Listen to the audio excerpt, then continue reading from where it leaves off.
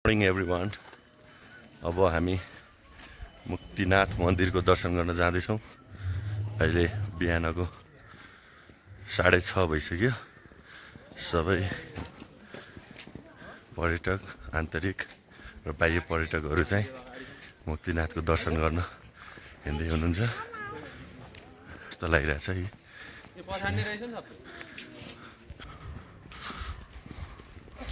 अब यहाँ थोरै माथिपछि चाहिँ हामी सिँढी चढ्छौँ।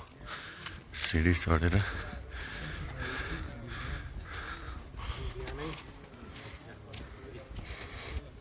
चेकपोस्ट इन्फर्मेसन सेन्टर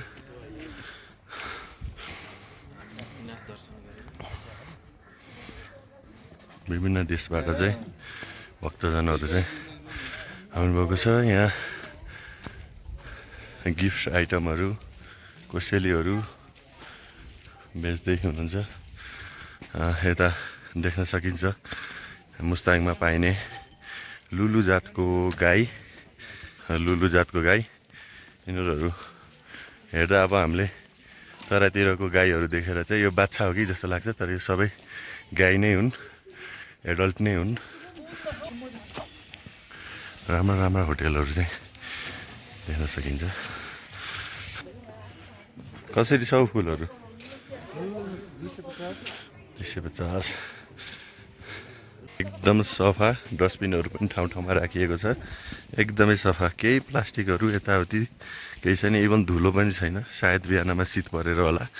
अगाडि देखिएको पहेँलो बोर्ड चाहिँ यसलाई भोटे पिपल भनिँदो रहेछ। भोटे पिपल चाहिँ हो अगाडि देखेको पहेँलो पात भएको।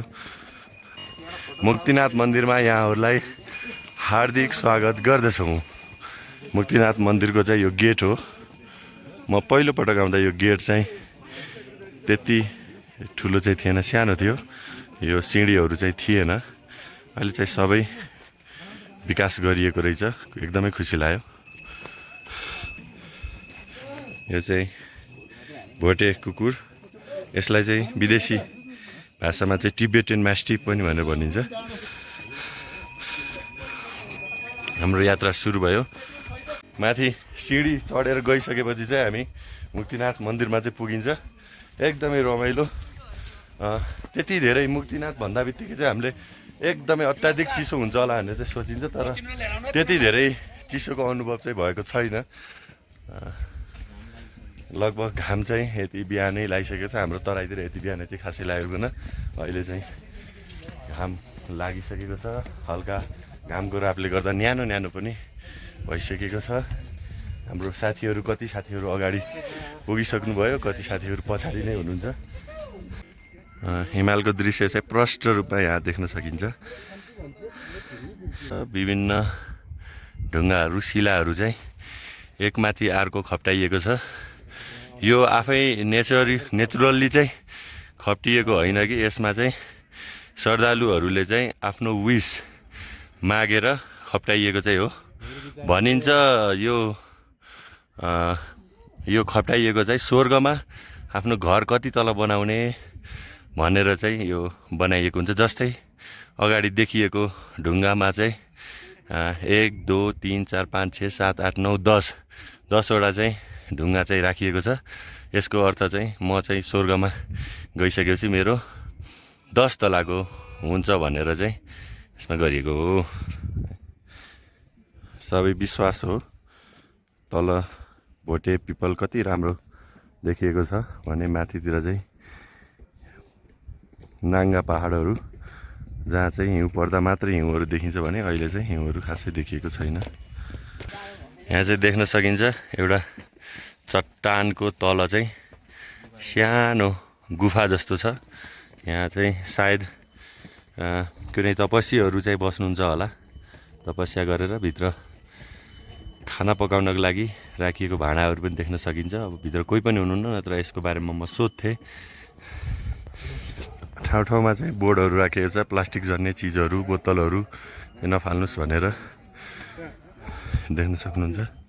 एनटिएनसी एक्यापले चाहिँ राखेको छ।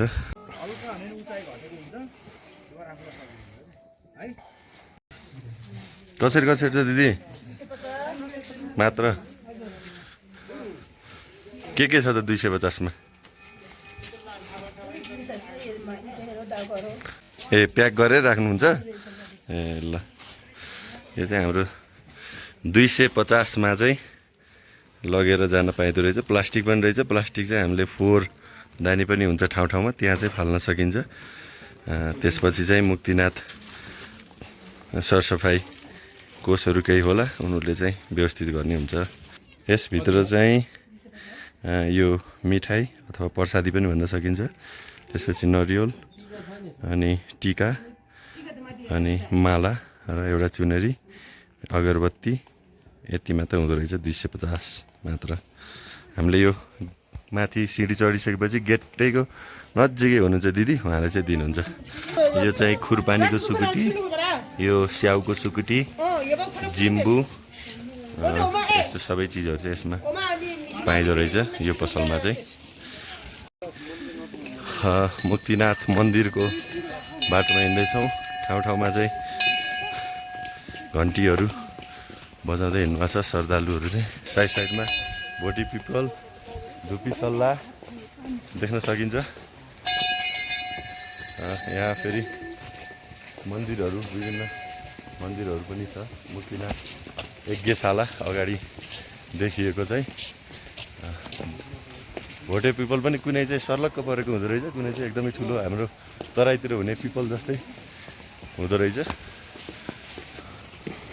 अगाडि सानो मन्दिर रहेको छ भोक्करी प्रसादी लिएर अब माथि हामी चढ्दैछौँ एकदम रमाइलो अहिले 7:55 भएको छ बिहानको श्रद्धालुहरूको भिड भइसकेको छ मुस्ताङ भन्दा बित्तिकै एकदमै चिसो हुन्छ होला भन्ने सोचेको छ त्यति चिसो चाहिँ लागेको छैन हामी तराईबाट आएको मान्छेलाई पनि त्यति चिसो छैन भने चाहिँ पक्कै पनि यहाँका जनताहरूलाई चाहिँ त्यति चिसो चाहिँ मान्दैनन् होला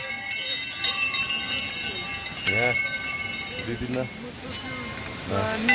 सौजन्यमा चाहिँ राखिएको छ घन्टीहरू आफ्नो मातापिता आफ्नो आफन्तहरूको सम्झनामा मोक्षे पाउन् भनेर चाहिँ विभिन्न मानिसहरूले विभिन्न देशका विभिन्न ठाउँहरूका विभिन्न जिल्लाहरूका मानिसहरूले चाहिँ राख्नुभएको छ फाइनली हामी आइपुग्यौँ मन्दिरकै बोर्डर एरियामा चाहिँ यहाँ ज्वालामाई यतातिर देखाएको छ मुक्तिनाथ मन्दिर जय मुक्तिनाथ जय मुक्तिनाथ हामी अहिले मुक्तिनाथ मन्दिरमा चाहिँ आइसकेका छौँ मुक्तिनाथ मन्दिर 3710 मिटरको उचाइमा चाहिँ छ गण्डकी प्रदेशको मुस्ताङ जिल्लामा अवस्थित यो धार्मिक क्षेत्र अहिले बिहानको 7:55 भए तापनि भक्तजनहरू चाहिँ एकदमै श्रद्धालु भक्तजनहरूको भिड हामीले यहाँ देख्न सकिन्छ यो मुस्ताङ जिल्लामा भए तापनि त्यति चिसो चाहिँ छैन ठिक्क छ ठिक्क हामीले चाहिँ तराईवासीहरूले पनि खप्न सक्ने चिसो चाहिँ छ यहाँ भक्तजनहरू चाहिँ यसरी पवित्र कुण्डमा चाहिँ नुहाउँदै हुनुहुन्छ हामीले ठ्याक्कै यसको दायाँपट्टि मन्दिरको दायाँपट्टिबाट सुरु भएर चाहिँ हामीले 108 वटा धारा चाहिँ देख्न सकिन्छ यो 108 धारा चाहिँ गण्डकी नदीबाट चाहिँ आएको भन्ने चाहिँ मानिन्छ 108 वटा धारामा कतिपय भक्तजनहरू चाहिँ यहाँ जल ल्याउँदै हुनुहुन्छ भने कतिपय चाहिँ नुहाउँदै पनि हुनुहुन्छ बिहानै यस मुक्तिनाथ मन्दिरको बारेमा थोरै भन्नुपर्दाखेरि चाहिँ भगवान् विष्णु चाहिँ यस मन्दिरमा एउटा शालिग्रामको रूपमा चाहिँ आएर बस्नुभएको हो र यस मन्दिरमा आएर पूजा गर्नुहुने सम्पूर्ण भक्तजनहरू श्रद्धालुहरूको चाहिँ मोक्ष हुन्छ भनेर चाहिँ यस मन्दिरको नाम मुक्तिनाथ पनि राखिएको हो यो मन्दिर एकदमै रोचक किसिमको चाहिँ छ प्यागोडा शैलीमा चाहिँ बनेको छ भने यस मन्दिरमा चाहिँ हिन्दू तथा बौद्ध धर्मावलम्बीहरू दुईटै धर्मावलम्बीहरूले चाहिँ यस मन्दिरलाई चाहिँ आफ्नो शीर्ष स्थानमा चाहिँ राख्नुभएको छ देख्न सक्नुहुन्छ एकदमै भिड छ यहाँ भगवान् विष्णु कुश तुलसी पिपल र शालिग्राम चारवटा वस्तुहरूमा चाहिँ परिणत हुने क्रममा शालिग्राममा परिणत हुँदाखेरि चाहिँ यस क्षेत्रमा चाहिँ विराजमान हुनुभएको रहेछ र यहाँ आएर दर्शन गर्नुहुने सम्पूर्ण दर्शनार्थीहरूले चाहिँ मोक्ष पाउनुहुन्छ भनेर चाहिँ यसमा किंवदन्ती रहेको छ। यो चाहिँ मुक्तिनाथ मन्दिरको प्रवेशद्वार देख्न सक्नुहुन्छ। यहाँ चाहिँ धूपबत्ती बाल्ने ठाउँ भनेर राखिएको छ। ठ्याक्कै मुक्तिनाथ मन्दिरको साइडमा चाहिँ रहेको छ। यसरी यहाँ नदी यसरी बग्नु भएको छ। यो नदी गएर कागबेनीमा काली र गण्डकी मिसेर काली गण्डकी बन्नुहुन्छ। यस क्षेत्रमा आएर दर्शन गरिसकेपछि हामी फेरि काठमाडौँमा अवस्थित श्री पशुपतिनाथको दर्शन पनि गर्नुपर्छ भन्ने चाहिँ एउटा किंवदन्ती रहेको छ। हामी नेपाली भक्तजनहरू सर्वप्रथम यस मुक्तिनाथ मन्दिरको दर्शन गर्ने र त्यसपछि श्री पशुपतिनाथको दर्शन गर्ने र त्यसपछि भारतमा स्थित गया काशीमा गएर फेरि दर्शन गरेमा हाम्रो मोक्ष मिल्छ भन्ने चाहिँ किंवदन्ती रहेको छ। घरमा चाहिँ नुहाउनलाई रेडी, हेरौँ कस्तो हुन्छ। अब एकछिन आँट बनाएर चाहिँ नुहाउनलाई रेडी।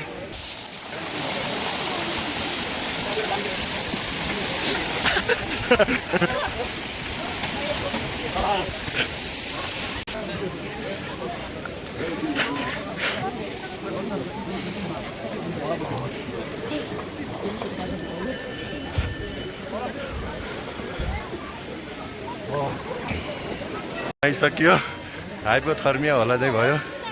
ओ माई गड, यति चिसो, यति मात्र डुबाएको, यति नै जमे जस्तो भइसकेछ। अनि सर कस्तो भयो त? एकदम चिसो, धारा पानी त कुण्डा पानी लाग्यो चिसो। ओ माई गड।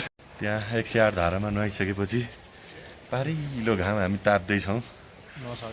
मन्दिर चाहिँ त्यहाँनिर। करिब मुक्तिनाथको दर्शन गरिसकियो। अब नरिवल फोड्ने यतातिर फोड्नुको रहेछ। चिसो भएर अहिले त शरीर काँपिरहेको। अब म पनि रेडी भएँ नरिवल फोड्नको लागि।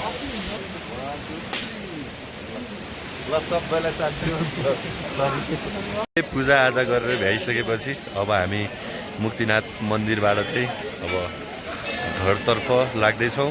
आजको हाम्रो बसाइ बागलुङ कालिका दर्शन गर्नको लागि बागलुङ जान्छौँ होला। मुक्तिनाथ मन्दिरको साइडमा हामीले विशाल गौतम बुद्धको मूर्ति पनि देख्न सकिन्छ। एकदम रमणीय ठाउँ छ, नजिकै हिमाल।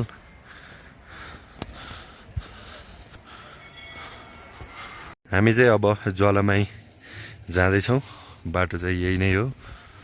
यहाँ चाहिँ हामीले धेरै वर्ष पहिलेबाट चाहिँ जलिरहेको ज्वाला चाहिँ निरन्तर जलिरहेको ज्वाला चाहिँ देख्न सकिन्छ ज्वालामाईमा।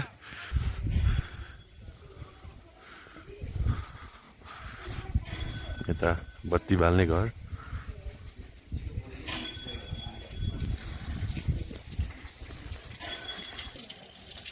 मन्दिर चाहिँ यही नै हो।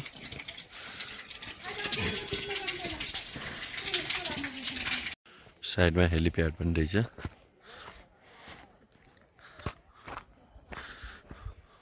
यसरी पनि भक्तजनहरू जानुहुन्छ। गौमाता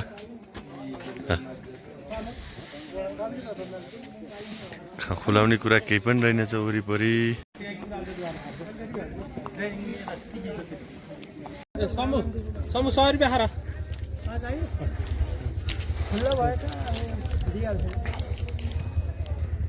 खुल्लै नभएर बिचरा तिमीले कति दुःख गरेछौ। यहाँ चाहिँ अहिले सबै भक्तजनहरू चाहिँ तल झर्दै हुनुहुन्छ। स्वामीहरू पनि धेरैजना हुनुहुन्छ। नमस्ते। नमस्ते बुवा।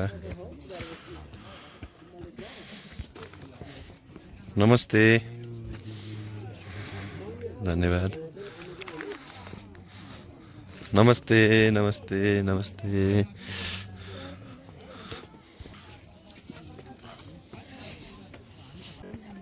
नमस्ते नमस्ते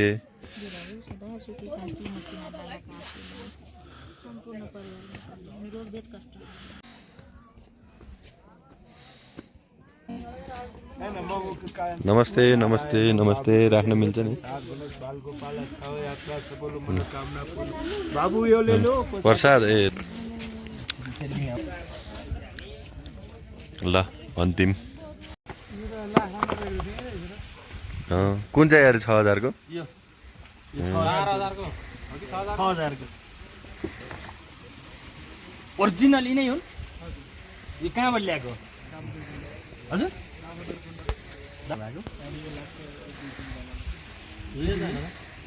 कहाँ हो कुन ठाउँ हो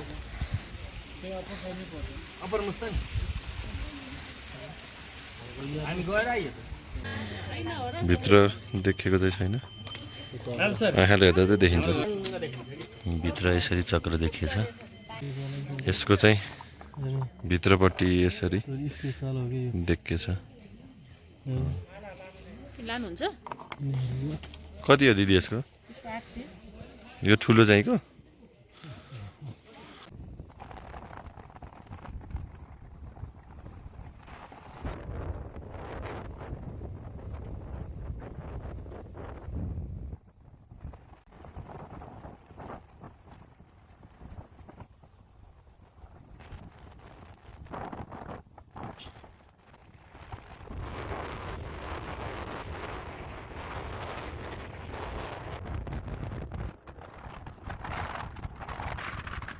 किनार जाने धर्मावलम्बीहरूले एउटा खिच्ने यो ठाउँ हो फोटो खिच्ने ठाउँ र स्पोट यो पनि हो यहाँ शालिग्राम चाहिँ छ ठुलो शालिग्राम चाहिँ छ यहीँ खिचिन्छ एकदम र पहाडहरूले हिमालले चाहिँ छेकेको र बिचमा चाहिँ समतल भूभाग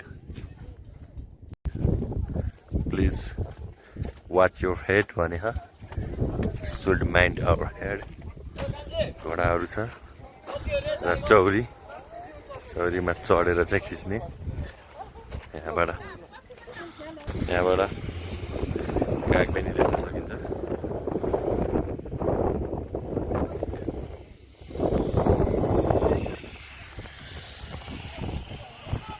यहाँबाट गण्डकीको दर्शन गर्न पाइन्छ गण्डकी दर्शन स्थल हो यो चाहिँ ठुलो शालिग्राम बनाइएको छ गण्डकी यहाँबाट हेर्न सकिन्छ